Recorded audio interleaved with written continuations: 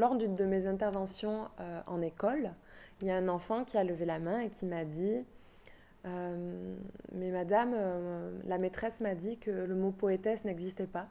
Et ce qui est très intéressant, c'est que dans la phrase même qu'il a prononcée, il a prononcé un féminin en S, maîtresse. Maîtresse, il est resté. Hôtesse est resté.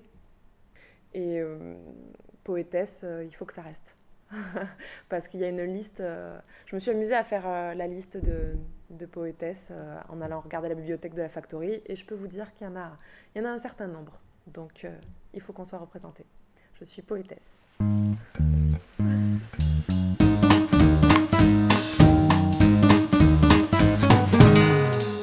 Je suis venue pour écrire sur un travail de longue haleine, un thème qui m'obsède un petit peu, qui est l'abandon, la blessure d'abandon, cette peur archaïque enfantine.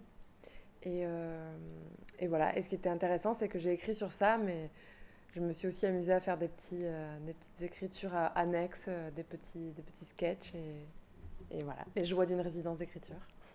Je n'ai jamais publié de recueil de poésie, mais je rends publique ma poésie via un médium qui m'est cher.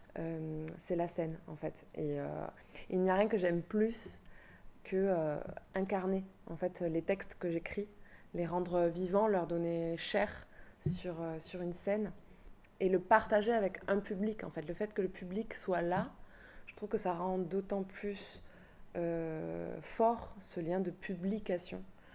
Et d'ailleurs, je me suis rendu compte que dans chacun de mes spectacles, dans chacune de mes performances, puisqu'il y a une part évidemment d'improvisation, et puis je garde les textes aussi sur scène, c'est ça qui fait l'hybridation entre le théâtre et la poésie. Dans chacune de mes performances, il y avait toujours un petit moment où je faisais participer le public pour créer une sorte de poésie collective. Et rendre public la poésie de cette manière-là, c'est très beau. La poésie, pour moi, c'est un rapport au monde qui est de l'ordre de l'enfance. Pourquoi ? Parce que la poésie, c'est avant tout, je crois, observer, savoir observer les choses. Parce que justement, à un moment donné, on a eu la nécessité de s'arrêter.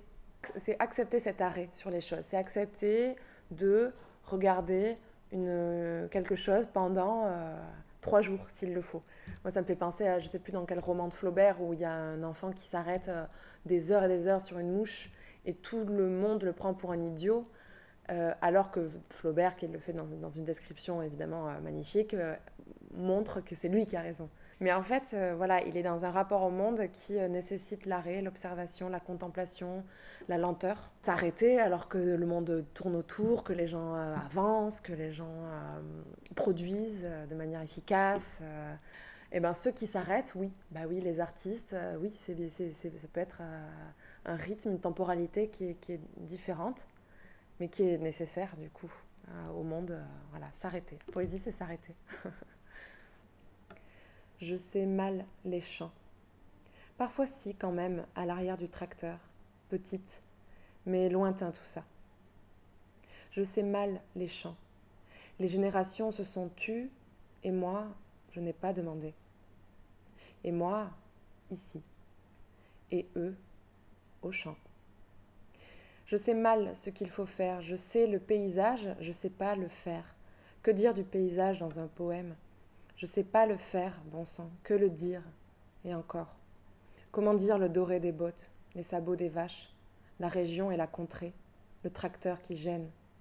On hésite entre le chemin de droite et celui de gauche, celui vieille bogue châtaigne ou celui fraîche prune écrasée, étoilée de guêpes. J'ai pas pu dire, là pour le coup j'ai fait. J'ai appuyé sur une gâchette un peu grave, celle des toits en paille, clic-clic dans la mémoire. Celle des tuiles, ardoises, qui remontent sur les bords. Celle des portes de poulailler en fer. Clic, clic, il faut fermer pour le renard. Et hop, fini, me revoilà à la terrasse du café, loin, urbain. Je sais mal les chants, je le sais que par nostalgie mal rongée. Partout ou souvent, je sais mal les chants, mais peut-être les chants me sauront-ils.